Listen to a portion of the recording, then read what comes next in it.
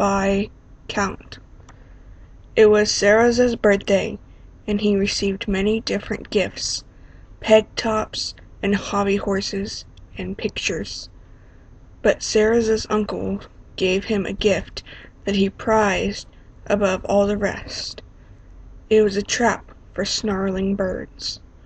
The trap was constructed in such a way that the board was fitted on top of the frame and shut down upon the rest.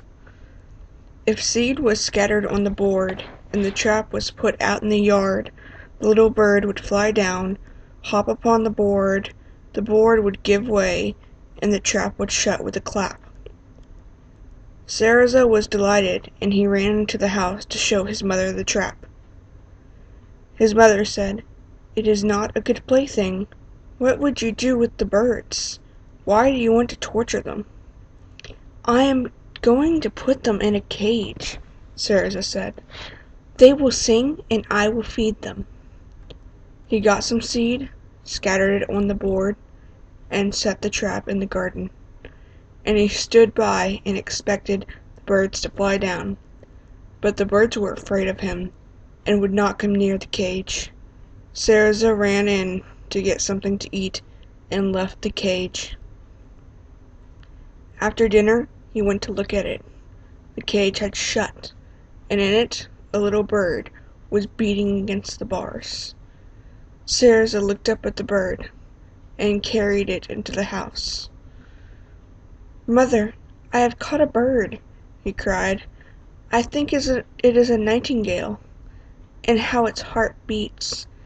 His mother said it was a wild canary. "Be careful, don't hurt it. You would better let it go." "No," he said, "I am going to give it something to eat and drink." Sarah put the bird in a cage, and for 2 days gave it seed and water, and cleaned the cage. But on the 3rd day he forgot all about it, and did not change the water. And his mother said, "See here, you have forgotten your bird. You would better let it go." Sarah thrust his hand in the cage and began to clean it, but the little bird was frightened and fluttered. After Sarah had cleaned the cage, he went to get some water. His mother saw that he had forgotten to shut the cage door, and called after him, Sarah, shut your cage, else your bird will fly out and hurt itself."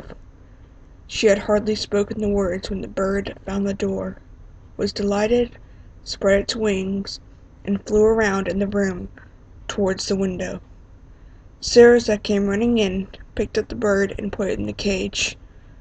The bird was still alive, but it lay on its breast, with its wings spread out, and breathed heavily. Sarah looked and looked at it, and began to cry. "Mother, what can I do now?" he asked. "You can do nothing now," she replied. Sarah stayed by the cage all day. He did nothing but look at the bird, and all the time the bird lay on its breast and breathed hard and fast. When Sarah went to bed, the bird was dead. Sarah could not get to sleep for a very long time. Every time that he shut his eyes, he seemed to see the bird still lying and sighing. In the morning, when Sarah went to his cage, he saw the bird laying on its back, with its legs crossed, and all stiff. After that, Sarah never again snarled birds. The end.